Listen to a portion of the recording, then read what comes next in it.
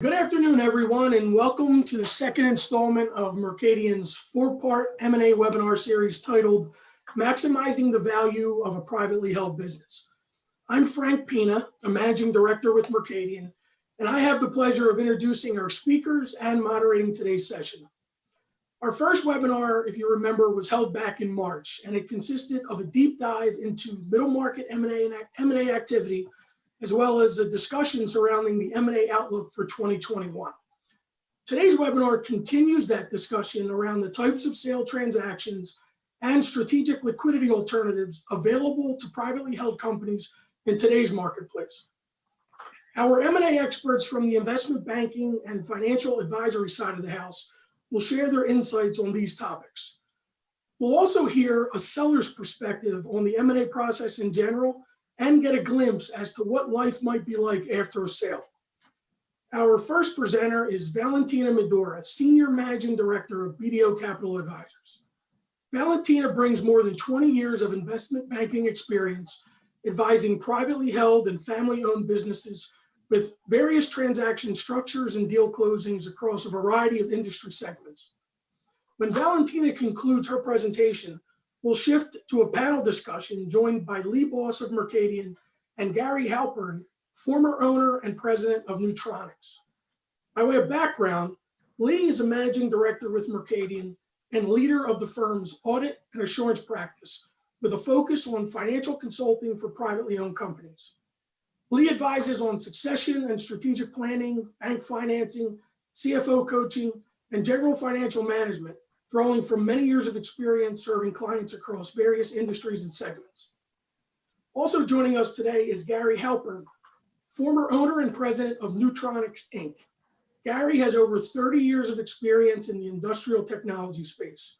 And during his tenure at Neutronics, Gary grew sales from less than $1 million to over 20 million and has since been working on a variety of internet business ideas and ventures.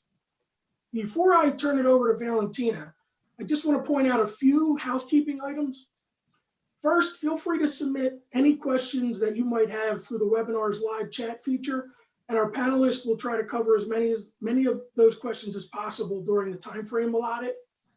And if you'd like to receive CPE credit for today's session, please note that each participant will have to log in individually using the unique link provided to you via email, and be prepared to successfully answer 2 out of the 3 polling questions that will randomly appear on your screen. And then upon completion of today's program, be on the lookout for an event evaluation form, which you'll need to complete and submit back to us at solutions@mercadien.com. And then within a week or 2, you should receive your CPE certificate directly via email. And with that, I'll turn it over to Valentina to kick us off. Thanks, everyone, and enjoy the presentation. Thanks, Frank. If you recall in our last webinar, what we talked about was the status of the M&A markets. And what we concluded as a result of that particular presentation is that we're in a really overheated M&A market right now. And that, coupled with tax policy changes, is making sellers rethink whether this is the right time to sell. Given that, what we wanted to focus on today was really taking a deep dive into strategic liquidity alternatives. And as a potential owner of a privately held business, what options, structural options, are available to sellers? And then what are the economics behind those transaction structures, and how do they impact an owner upon a sale? So that'll be our focus today. We'll look at the strategic liquidity alternatives, different types of financial buyer structures, different types of buyers, and then we'll focus on a deep dive in the leveraged buyout model and look at the mechanics behind that. And as Frank said, we'll conclude with a panel discussion. When we look at strategic liquidity alternatives, it's really looking at different types of factors and discussing with our clients what is driving the need for a sale.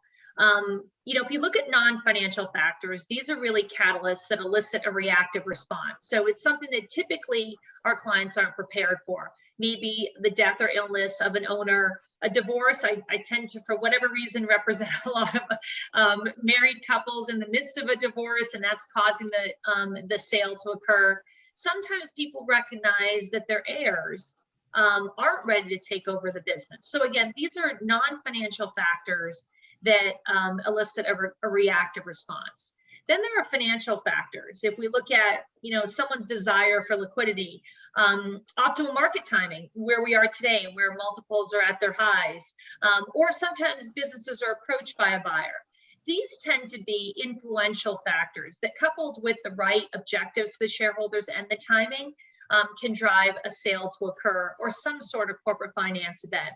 Certainly, the tax policy changes are in the forefront of a lot of sellers' minds today.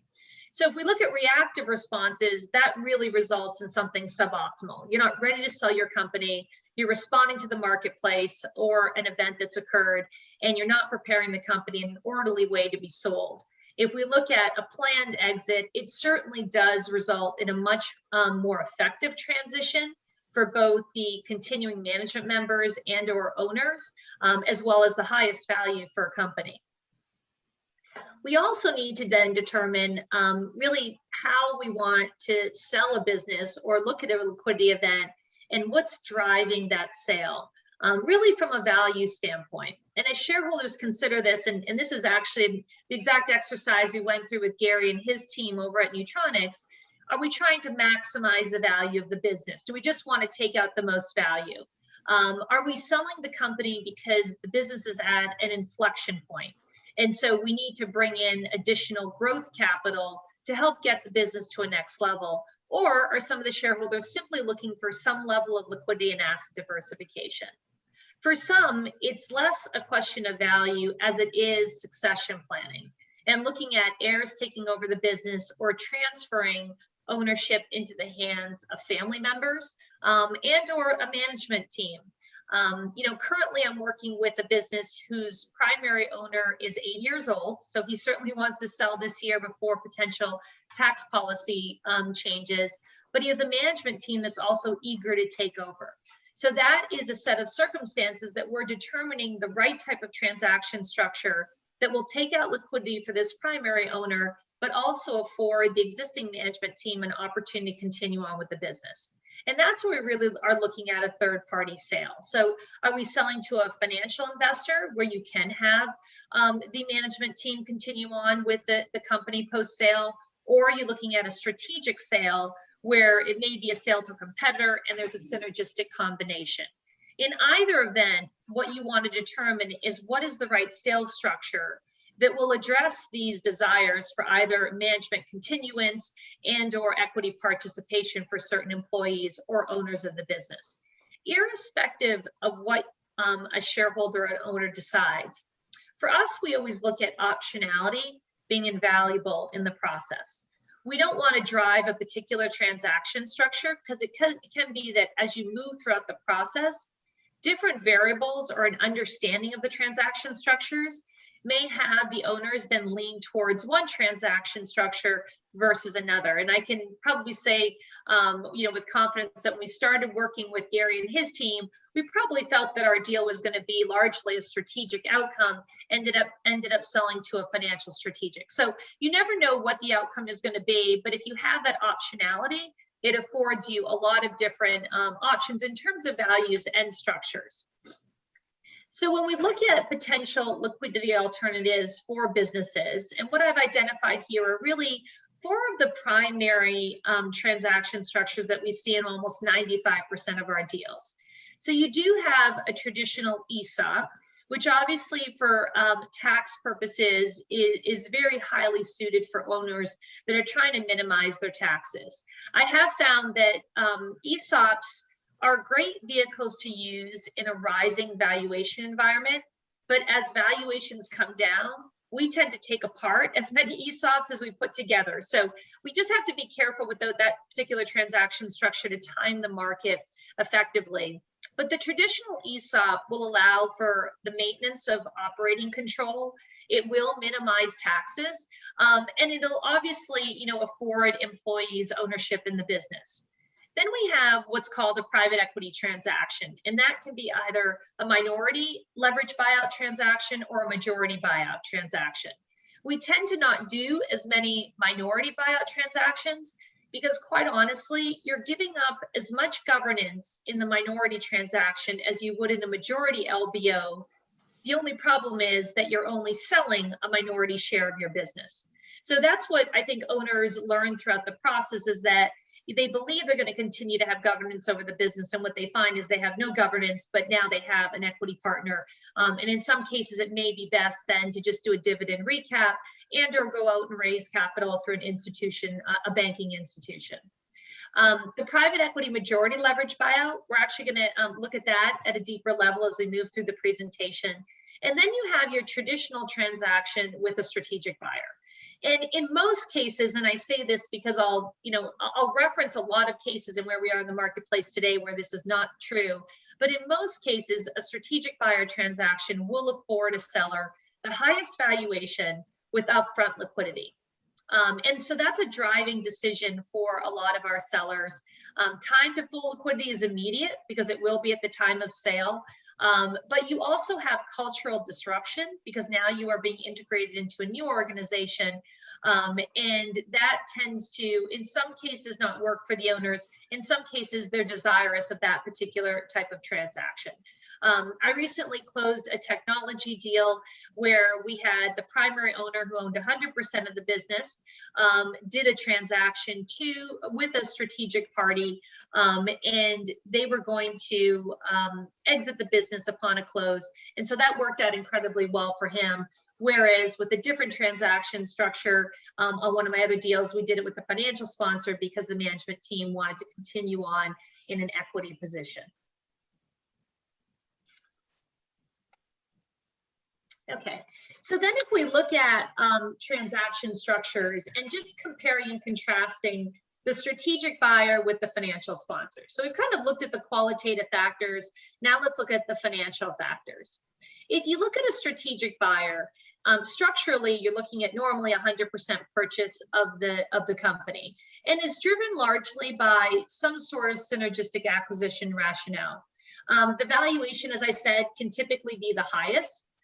We tend to have most of our deals are cash deals, but in some cases, if it's a publicly held company who is the acquirer, you may have stock and cash being a combination of consideration. And then again, typically it's the highest probability of close. The reason I say this is if the transaction is driven by synergistic rationale, then it will be the highest probability of close because the buyer needs to execute that transaction. Some considerations, however, is that in some cases it can be a stock or an asset sale.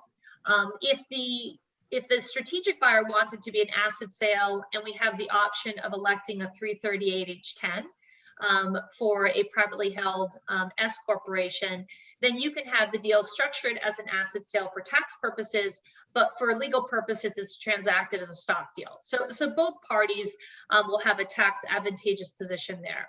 Sometimes there are stock options, but most often there are not. And we do unfortunately have the highest probability of employee and facility rationalization because typically these are cost synergies that the strategic buyer is flowing through, and that's why they're able to pay more for the company. If we then contrast that with a financial sponsor deal, this is a leverage recapitalization. And so typically it is not a 100% buyout of the company. More often what you see is that the seller is selling about 6 to 80% of their business. They're retaining an equity ownership in the company going forward, anywhere from about 10 to 15% of the purchase price. And we're going to change the capital structure so that we have debt or institutional debt being part of that capital structure to enable the buyout of it. From a valuation standpoint, sometimes, again, we may see that the financial sponsor deal is a higher price deal than the strategic deal, and that the seller will actually get the second bite of the apple. So as the company appreciates, and we'll show you examples of this, the seller will actually get to receive a higher proportion of the exit sale price than they did in the first sale. Unfortunately, the downside of this is that you do have a two-step process where instead of a strategic writing a check to buy the company, a financial sponsor has to go out and they've got to use the equity for their fund or raise institutional debt. And so you have that additional variable that you've got to work through in a deal. Some of the advantages of the financial sponsor transaction is that we do have a tax deferred equity rollover. So whatever the seller doesn't sell in the first sale, it will be tax deferred upon the second sale. Oftentimes there's equity promotes anywhere from 10 to 15%. allocated to existing management and incoming management. And probably what's most attractive to sellers of organizations is that it's transparent to the market. Your customers and the marketplace does not understand that there's been a transaction because the management team is still there and they're transacting the company's operations. If we do decide to go with a financial buyer structure, we can break that down even further. So we have what's termed bolt-on or platform transactions. And with the financial strategic, and this is very typical of what we saw with the Nutronics deal, is that we sold Nutronics to a financial sponsor that owned a strategic company, a portfolio company. And so Nutronics was the bolt-on investment to the strategic company that was owned by the financial sponsor. And so in this particular case, you have a financial sponsor that's looking to do an industry roll-up and have a platform company and then bolt on acquisitions to that platform company. Typically, and this was not the case with Nutronics, but typically we see that the platform company is going to get the premium multiple and subsequent acquisitions will get a half a turn or a turn less of a multiple. So in our transactions, typically we'll say go with the platform investment versus the bolt-on. But in this case, the bolt-on transaction with this particular buyer was the highest price for Nutronics, and that's why we selected that particular buyer. Considerations on that particular deal is very similar to a strategic. So again, you may or may not have stock options. There may be the retention of employees. Sometimes there's cost rationalization with employees. And most definitely you'll have a non-compete period and employment agreement for certain of the management team members.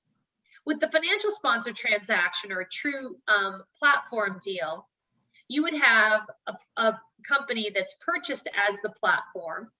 And then again, you're doing a real leverage recapitalization where you're going to sell 60 to 80% of the business and 10 to 15% on a pre-equity basis is going to be rolled over upon the second sale. Again, it'll afford a seller the second bite of the apple, and potentially that value could be greater than a strategic deal at close. And I'll show you a couple of examples of that. So why would a seller consider a financial buyer transaction versus a strategic buyer transaction?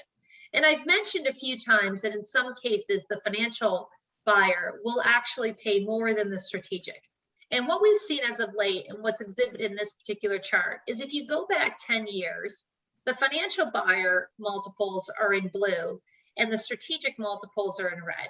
And you can see that for the last 10 years, and this is specific to deals that are valued at less than 500 million and are multiples between 3 and 20 times, that the financial buyer multiples are exceeding the strategic buyer.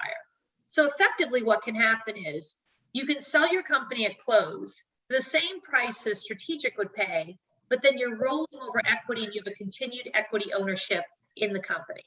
So sometimes it becomes almost a very clear decision for a client to consider a financial sponsor deal.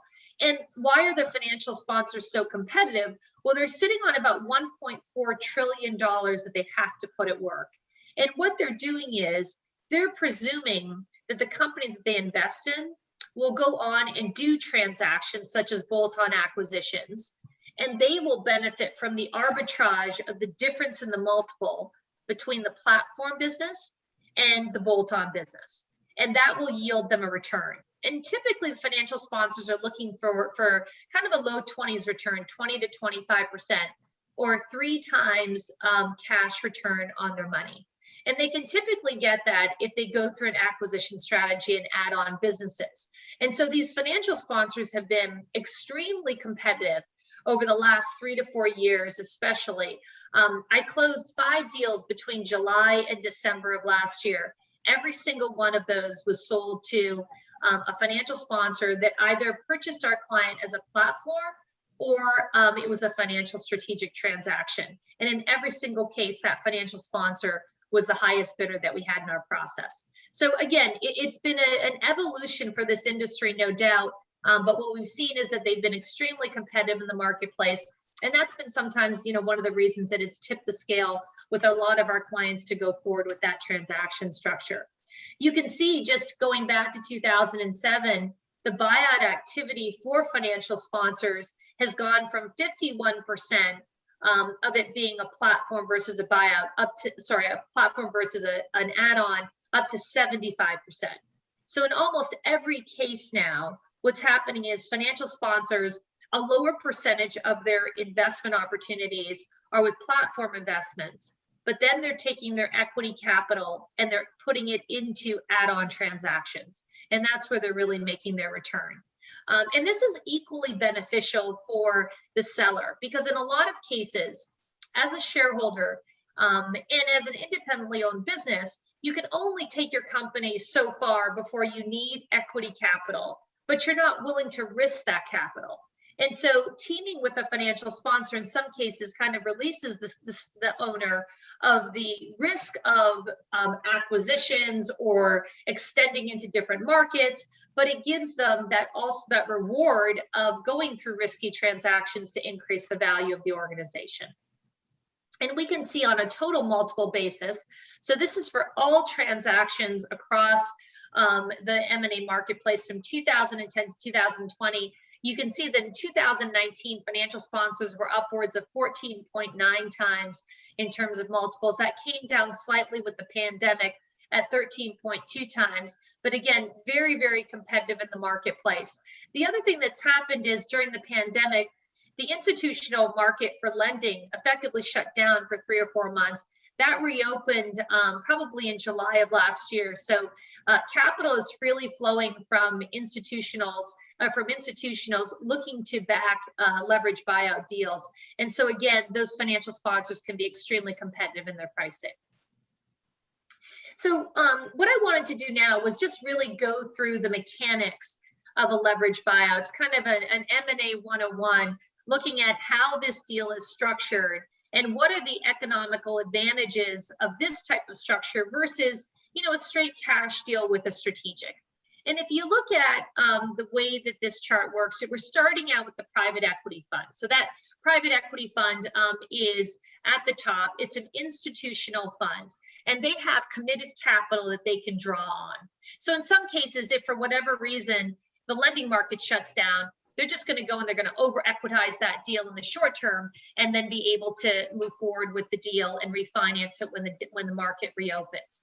So they're going to take their own equity, combine that with institutional debt, and combine it with a seller rollover.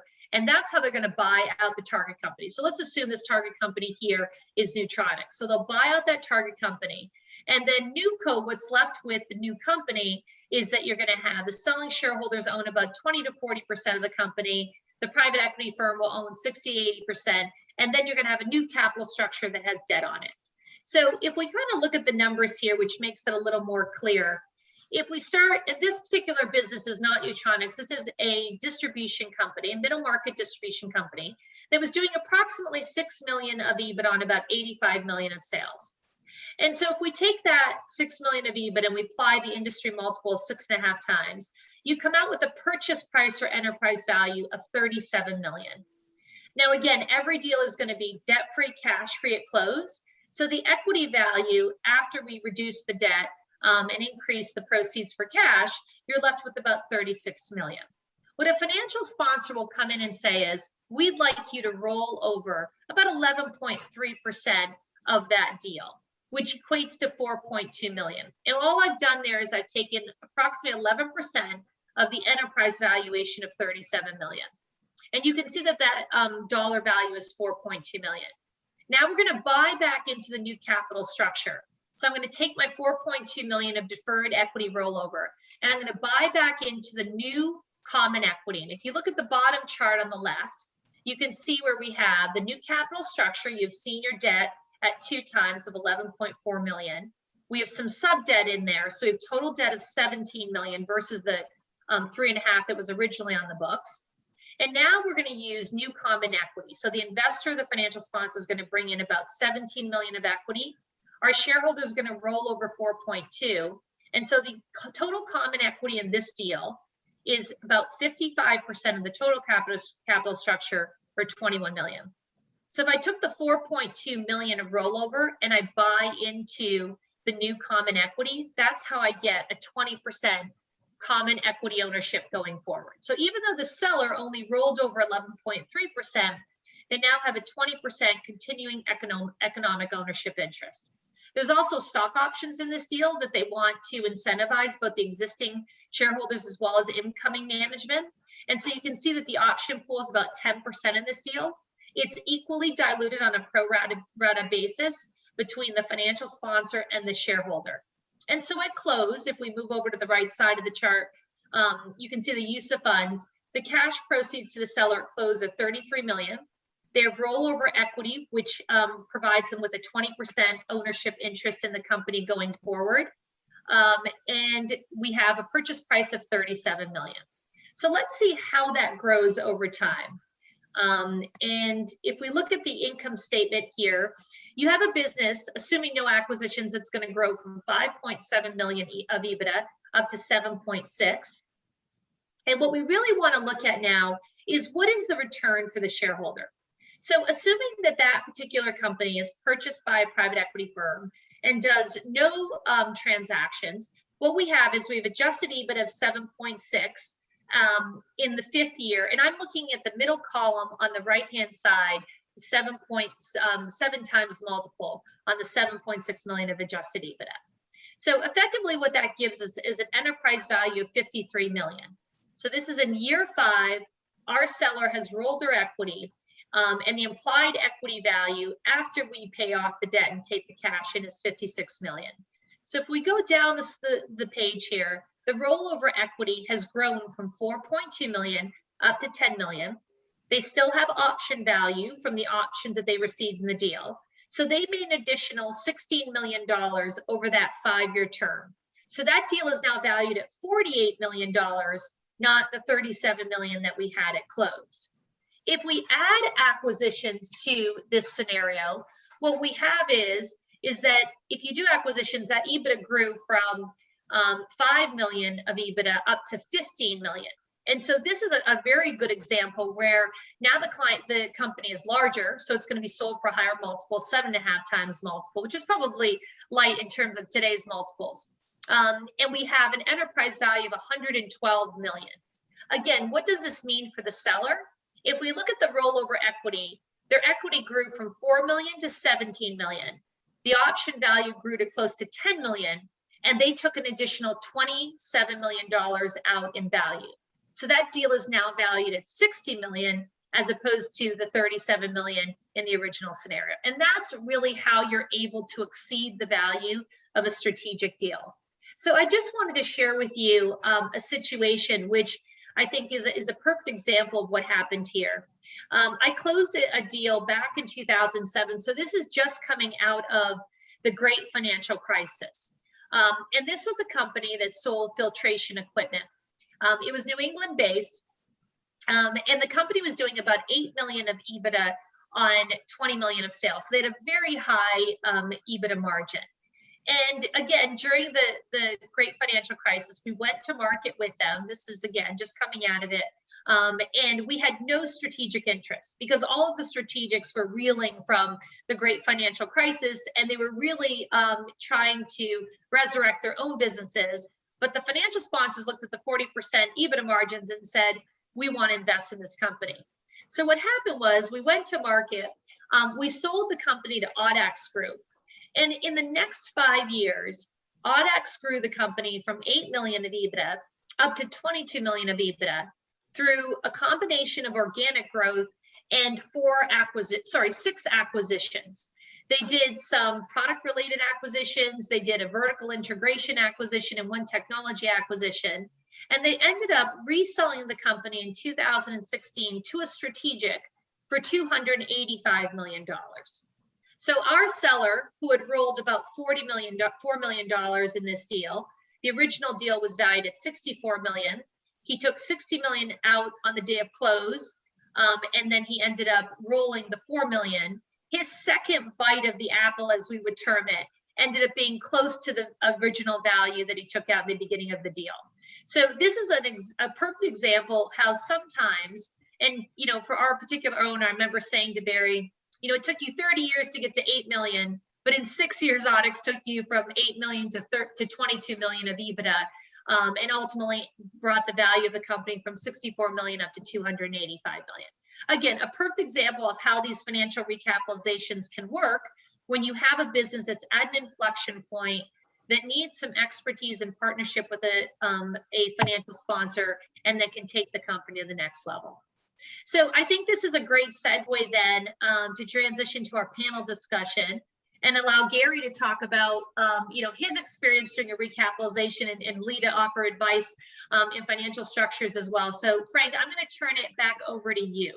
Great. Well, as always, thank you for sharing your time and talents with us and our audience.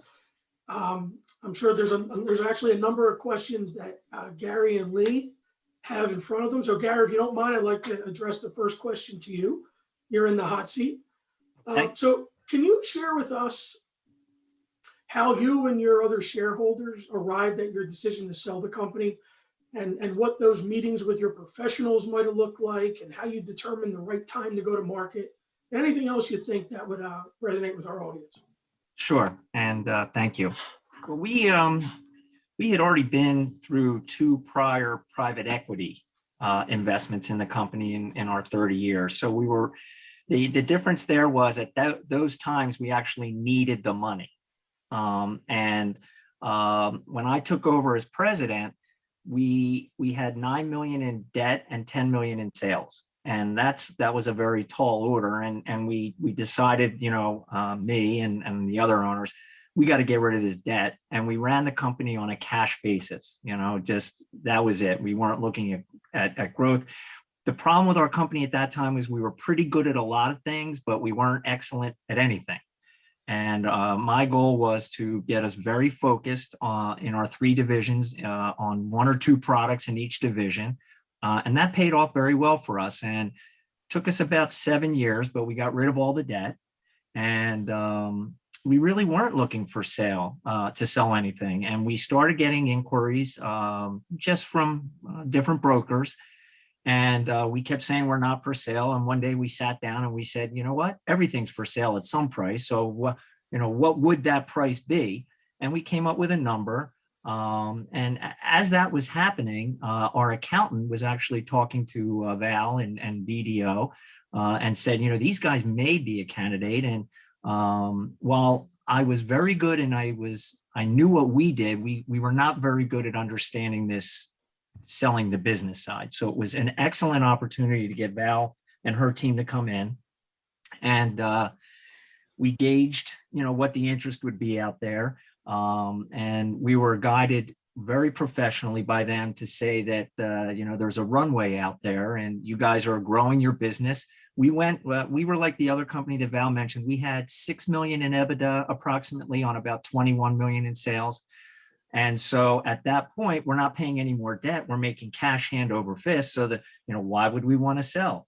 And so we came up with the number that if we could do it and get that number, that'd be something we'd be interested in doing. My brother and I were in the business. My father started it back in the 70s. The other 2 owners had come along and had stock.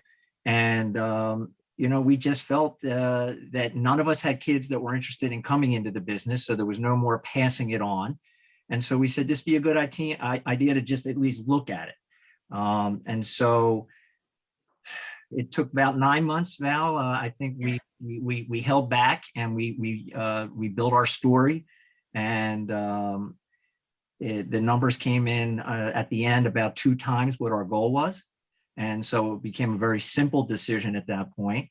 And it turned out to be an excellent deal. So we had a lot of private equity experience, but we had no experience with this strategic buyer type of approach, or combo of PE and strategic buyer. And we got educated. It took time. We did a lot of hard work in prepping for it, and it turned out tremendously. Again, congratulations on such a successful sale. And it sounds like a pretty smooth process for you, given the advisors you surround yourself with and the education you got from your colleagues.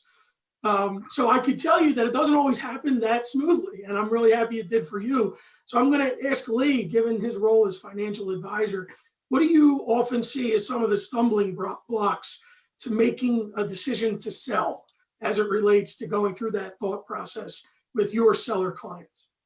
Yeah, thank you, Frank and Valentina. Excellent presentation, very informative as always. And Gary touched on a lot of the areas that we often see. Gary made it successfully to the other side of the transaction. But I think most business owners are overwhelmed. I mean, they don't know where to start. They know about their business more than anyone else. But as far as selling their business, that's just kind of a big question mark, and how that process works, and educational about that. And, often we find business owners are so focused on working in the business. It's about, let's generate the next sale. Let's, keep the business going. Let's keep maximizing profits. And, there's not really a focus on the end game. What's the end goal with this business? Are we going to successfully transfer it maybe internally to some of our key employees, or maybe there's a family member that it could be transferred to, or are we going to do an outright third-party sale, or what's some combination of that? So I think it's really often that kind of lack of focus, and frankly, a lot of the shareholders, I think, just getting on the same page, that's been a real challenge. So as we work with client, we actually refer to it as corporate therapy in many respects, and I'm sure I see Valentina and Gary also acknowledging that it's really, you really have to get down to the bottom of, what's the objectives and what are the goals, and education on kind of all the different options that are out there, and really exploratory on that. But often we find that shareholders are not on the same page. They have different objectives. So I think it's really working together as a team of advisors with management and the shareholders to really help them get on more of a unified approach. And there's always kind of this view of delaying the decision too. Okay, well, listen, the next year is going to be even better than the last year. Is this really the right time to sell? I want to continue to work and have kind of full control of the business. We'll deal with that in 5 to 10 years. Well, we all know 5 to 10 years fly by like nothing, right? So, the sooner you start it, obviously, the better it's going to be. So actually, I know Valentina, curious to get your view on that, because I know you're also working with a lot of clients, and I'm sure when you first speak to them, really on the fence about it. Yeah, I just kind of go back to, the discussion that we had with Gary and his team, because I think that's indicative of most of the conversations that we've had with clients. As you said, a business is always for sale at a certain price. But I think, and Gary, you can elaborate on this, but I think the other thing that we determined with Neutronics was that there were going to be some changes in the industry, and that could potentially favor Neutronics or be unfavorable for the company. And so because we weren't sure which direction it was going to go in, and this happens with businesses in different industries, that's something that factored into, okay, we need to evaluate a potential sale today. And that's kind of, those reactive factors that we talk about. Neutronics, I think, in a testament to the management team, kind of always be thinking about what your company's valued at, what it's worth, and is this the right time to sell? Instead of it being reactive, Gary alluded to the runway. We spend, that transaction term was much longer with Neutronics, because for the first 4 months, we went through kind of our presentation. We sat down, talked about liquidity alternatives, talked about the different options, then looked at the business and said, you know what, you guys aren't ready today. Let's reconnect in 3 or 4 months. And again, Gary, I don't know if you want to talk more about that, but I think that's really important. And today's environment, given tax policy change, we're not afforded that opportunity. It's like if someone doesn't want to sell, you got to sell like immediately. But normally in a regular environment, this is not a decision you want to make overnight. And too often sellers are approached by buyers and they feel compelled to make a decision to sell. And we try to just, bring them back to a situation where they have some optionality. Yeah, I'm sorry, go ahead, Frank. No, I was just going to say that I'll never forget that day that we met Val and her team. And we said what our goal was in getting what we wanted out of the deal. And I think, Val, you kind of said, we can get that for you today, but if you guys really are going to do and believe what you say you're going to do, we can do much better, but that's going to take some time and you need to prove it. And that was the path we decided to take because we did believe in ourselves. We were very lucky. We had 4 major shareholders. We were all on the same page. Never had an issue with infighting or anything. I mean, really never. So, the big thing for us is we didn't really fully understand the selling process. And that was excellently presented to us. And if I would say anything to the people that are listening to us today, you better really fully understand what that process entails, because it is a major, major endeavor to prepare, and you still have to run your business. And that's, one of the dangers. You got to keep running your business. So it's not like spend half less time on your business and start looking at selling. It's really an important decision because it's quite a task. It's never really simple. And to that point, if you could just elaborate a little bit, what was it like for you to go through the process? And, in my mind, when I hear process, I think about the call campaign and the management presentations and your LOI negotiations. What was that like for you? And how did you work with Valentina and your financial advisors to accomplish those goals? We understood what our knowledge base was and what our expertise was, and we understood what their expertise was. So their guidance is critical. The financial side, the Val and her team. And like I said, you have to understand the commitment level that you're going to need to put in. I mean, the process to me was fascinating. I enjoyed every second of it. My brother and the CFO, they had to put the book together. And that is quite a task. And like I said, you still have to run your business. And so you really better understand going in, and we quickly learned this, that you're going to step up the number of hours while you're working on this whole process. And we found it fascinating. The biggest difference with us using a banker this time around was their expertise. We understood private equity, and we weren't going to go back down that path. And so if we were going to maximize our way out of it and cash out to a degree, we just followed the lead, and we were expertly guided through that. It was just a lot of work, a lot of time. The management presentations, Val, I think we had 10 6-hour presentations in 2 weeks. Yeah. And that's quite a task. It's like a Broadway show. You wake up every day and you say the same things over and over again, with the slides. And luckily for us, we never really got tired. We were high energy throughout all of it. It became very apparent to the people across the table from us that we were all on the same sheet of music, if you will. And I believe that builds comfort in a potential buyer, knowing that they're not going to have to mitigate, some internal conflicts with the potential seller. So that would be the biggest things I would say were driving it. But again, a lot of work, but just fascinating, and it was a lot of fun to go through. That's great to hear. Lee, do you have any advice that you can offer on how to make the sales process smoother for folks who haven't experienced what Gary just shared?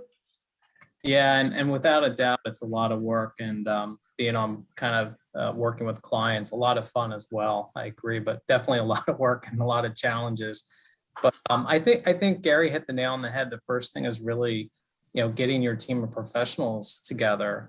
Having a good investment banker, broker on your side that can really explain and articulate the sales process and educate you, and getting all the shareholders on the same page going forward. But as far as the book, it's interesting. We do a lot of that assistance with clients, where we'll actually help them craft the book and go through their financial statements and come up with making sure everything's accrual basis, accordance with US GAAP, look at the kind of adjustments that have to be made. But yeah, I would agree, really spending that time up front, and taking your time to craft that book. Consider hiring maybe a professional to assist you with that, to the extent that kind of takes some of the heavy lifting off of you.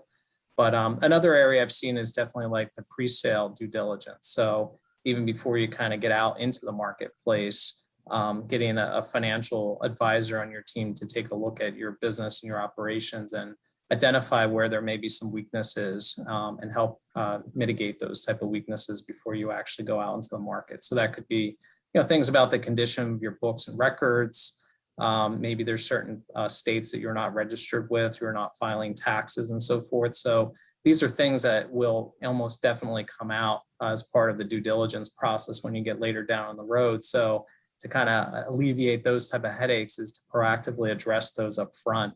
Now, we don't always have the luxury of time, as Valentina mentioned, especially with things like the change in the likely change in the capital gains rates, But, the extent you can kind of take that time and prepare the business up front, I think it'll make for a much smoother transaction going forward. And the one thing just on the management meetings, which is interesting, and we work with clients, and I kind of challenge them to view it more as a strategic meeting. So understanding and envisioning how you would fit in with that buyer, strategically where they're looking to take the business and what type of investments they're making or intending to make in the business.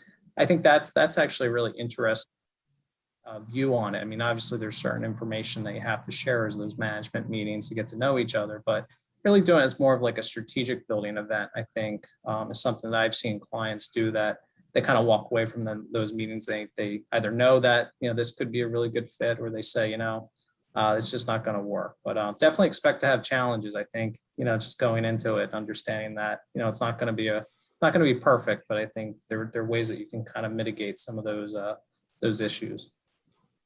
And when I think of challenges, one of the challenges that I imagine, Gary, you might have dealt with was, when do you tell your employees you were selling the company? So how did you arrive at that decision, and how did that go over?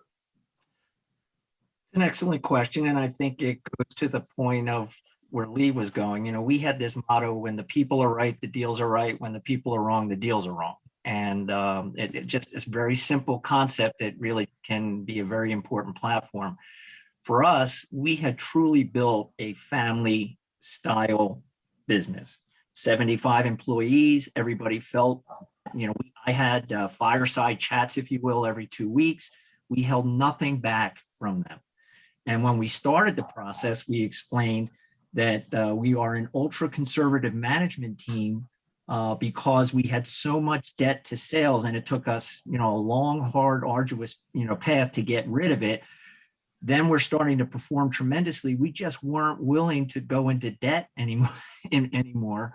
And we sat down with the team, the whole company, and explained to them that we were starting to really fire on all cylinders. And if we were going to get the full impact of growth, we were better off bringing in outside capital. And that was important. But the key I would recommend to everybody is, I wouldn't hide a whole lot. It depends on how you're running your business. For us, everybody felt like a family member. So there were definitely difficult times and a lot of angst, but it paid off tremendously in the end, because there was no surprise. There wasn't this, okay, deal's over, now let's go tell them. Everybody knew what was happening. When we did plant tours, we were always asked, should we say we're from some other company and we're just looking at this? I said, no, you tell them what we're doing, because we said we will only bring people through that want to help us get this company to the next level. So for us, it was very easy, just keep everybody involved. And as you went through all of these processes, how did you arrive with how did you sort of get comfortable with the ultimate buyer you chose to do business with, over and above the other buyers that came to the table? I mean, Val, you have a lot of business deals. For us, it kind of, all the check sheet marks, you would say, want this to happen, this to happen. The people are sitting across from us, going back to what Lee was saying, I remember several of the management meetings where as soon as they were over, we looked at each other and said, we can never work with these guys. The final buyer just met all the criteria. Great people, very similar business. They had a very specific plan laid out to us on what they wanted to do. And we wanted to invest in that future, which was Val was reviewing earlier. So we had our cake and ate it too. I'm still 25% of my deal is still in that business. And I'm thrilled about that, because we believed in those people and they were very sharp, and they're running a tremendous business. Interesting. Val, did you have anything to add to that? Yeah, no, I think, and Gary can kind of, attest to this. I think what was helpful about the process, we talk about sitting through these management presentations, and, that's a full effort. But based on that, it's very easy. It's almost a self-filtering process. If we had 100 management presentations, you would still at the end of the day, you would come out with one buyer that you really want to sell to. Because in any process, there's only 2, maybe 3 at the most, potential parties where everything aligns. So I think the one thing that was a great deal of comfort for Gary, for his team, and then knowing that the employees are going to be transitioning to this new entity, is that they had effectively gone through the process of evaluation of all buyers. Anyone that was interested in purchasing Neutronics at this point in time, they had spoken to, they had evaluated, and they arrived at the one transaction that structurally, from a valuation standpoint, from an integration standpoint, Backrack Holdings, who was owned by FFL Partners, was the right party. And I think, you know, we've never dealt with seller remorse in any of our processes. It's hard to imagine someone has seller remorse after they go through a 6 to 9 month process. But I think that that is a great thing to say at the end of the day, is that we made the right decision. We had no regrets. We would do, maybe you do some things differently, but we would do it again. We would sell to the same buyer and we would do this transaction. And that's what we are at least hopeful that our clients feel in every single one of our transactions. So Lee, getting back to some of the things that were said earlier, what would you encourage sellers to do to evaluate the non-quantitative or non-financial aspects of a potential buyer under these circumstances? Yeah, I think the point is really a great one that Val's making, and that Gary highlighted on as well, is this view. I mean, how many times we get clients that come to us and say, you know, I got this great offer from a competitor, from, you know, a private equity group. Someone reached out to us. We weren't looking to sell, but we got this great offer. And you know, we always caution when that type of opportunity comes to us to say, you know, there's always a benefit of having more individuals on the dance floor to talk to really get a sense of, you know, what's out there, what the market looks like, you know, what someone's willing to buy your business for, and what, you know, how the fit and the alignment is. So I think going through that process, while it sounds just really, you know, time consuming, which it is, but you really, I think, as Val indicated, get to the end of the day where you hopefully feel good about it, because you've talked to enough potential counterparties, you know, talked about price, structuring, alignment, fit, and so forth, that I think through that process, you're doing a lot of kind of this vetting of the non-quantitative aspects of the deal to really get comfortable with, you know, them as individuals, their strategy, and so forth. So really can't highlight that enough. I think there's really that value in having investment bank or broker there that can really get you enough kind of opportunities that you can go through and thoroughly evaluate that and see which one makes the best fit. So it's kind of interesting, you know, it sounds like, Gary, you guys went through a lot of management meetings and discussions and through that process. So that's really great. I was curious to kind of see how you felt about it at the end of the day after, you know, when you made your decision. Yeah, we you know, we were lucky in a lot of cases in that things that could cause problems didn't. I would say that, you know, I saw a question pop up, you know, what would we have done differently? I would consider myself the biggest problem child at the end game with the deal. And if I look back now, that's one thing I would change. I stayed in the fishbowl and never took the time in the evening, maybe, or, you know, the proper time to get out of the fishbowl, take a deep breath, look at what's happening, not live on every last detail, and go back to the beginning and remind yourself, why were you doing this in the first place?